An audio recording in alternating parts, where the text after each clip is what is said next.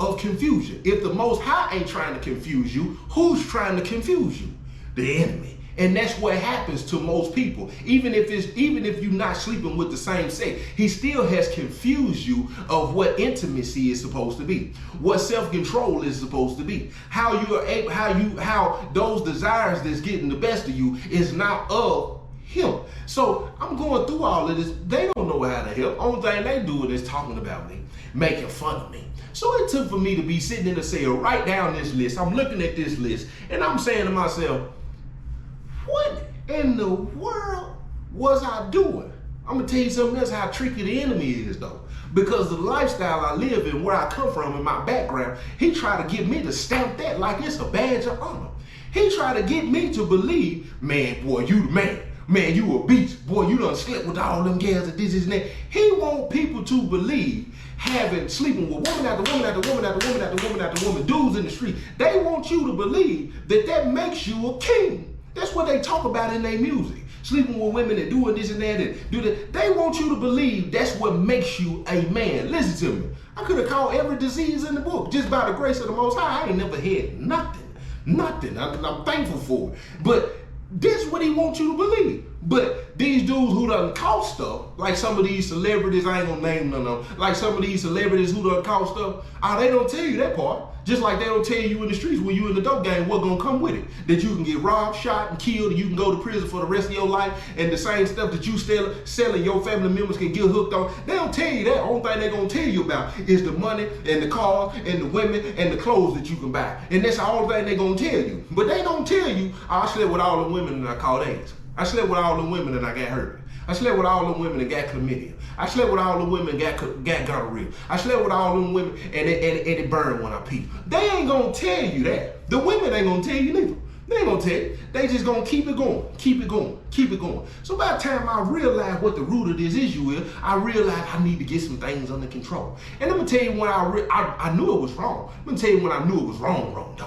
I'm sitting in the cell with my pops. We at Northeast. And I'm just sitting there telling them stories, you know what I'm saying? We in here kicking it, you know what I'm saying?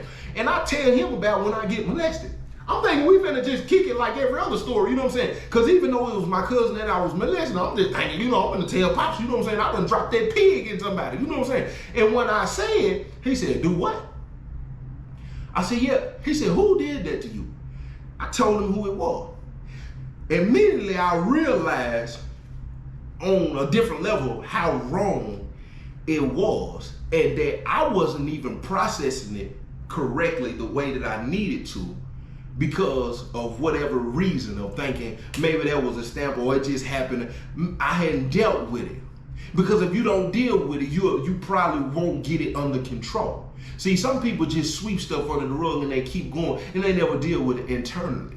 So at the time I'm seeing the expression on my pop's face, I'm looking like, and he apologized instantly, like any parent should do.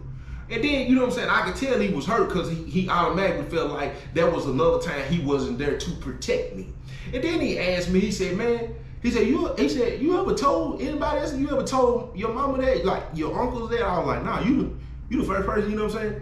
And he explained to me on what level of wrong it was. And that night I'm laying in my bunk and I'm like, dang. That's crazy. Then I had to start looking at it like, dang, that's crazy. So that's when I really realized, like, you gotta get that under control. Now, don't get it wrong. It is perfectly fine to have sexual desires. I'm talking about on a level 10. Mine is on a level 10. I just understand that level 10 is for someone, not everyone. You know what I'm saying? There's a difference. You can have a strong desire and still have self-control. You know what I'm saying? You can't risk your life and your health for instant gratification. You have to learn how to contain that for the right person. Because when it's for the right person, you know what I'm saying, it's on a whole different level anyway. So that's when I realized, like, dang. But then I'm gonna tell you this. So when I came home, eventually I ended up telling my mom about it. And this is experience probably some people or most people get from a parent. Because parents don't like to hear moments of when they didn't protect their kid, or they didn't do as well as they wish they could have done as a parent. They don't want to accept the moments of where they weren't doing what they should have been doing as a parent, or paying attention the way they should have been paying attention. So when I tell her this, she was like, what? She was like, boy, that girl didn't do that. I wouldn't even let that girl come to the house. She ain't even never been down there as y'all babysitter. That's a form of gaslighting, first and foremost. Because when you know something is real, when you know something happened to you, you seen it with your own eyes, you heard it with your own ears, or probably felt it on your own body, and somebody try to distort your reality and make you think that that didn't happen at all, or the way that you said that it happened, that's a form of gaslighting. And I'm like, no. I know for a fact what happened to me. Just like I can tell you every other story, you'll tell me how accurate and how I remember things. And then when I tell you something that you think will that'll go against your record as a parent, you want to tell me I don't forget. No. And it didn't hurt me at the time, because you know what I'm saying, like, it didn't hurt me at the time, because I kind of expected it I actually kind of expected it from my mama. You know what I'm saying? It's sad to say that, but I kind of expected it. But it's a lot of people who get that response from their parent, and they take up for the predator. It's too many people out here who take up for that uncle, they take up for that auntie, they take up for their granddaddy, they take up for their grandmama. Sometimes they take up for their daddy, they take up for their mama, they take up for their cousin. They done did something to their kids. Because for one, they don't want to expose that. They want to make people think that their family is this and their family is that. And then they don't understand the trauma, that the layer of trauma that lay on the child, that the two people, maybe the one person, I grew up in a single parent home, the one person that's supposed to protect me in this world has shown me they are not going to protect me in a moment where I need protection. So in that moment right there, it's like, man, that's heavy on a person.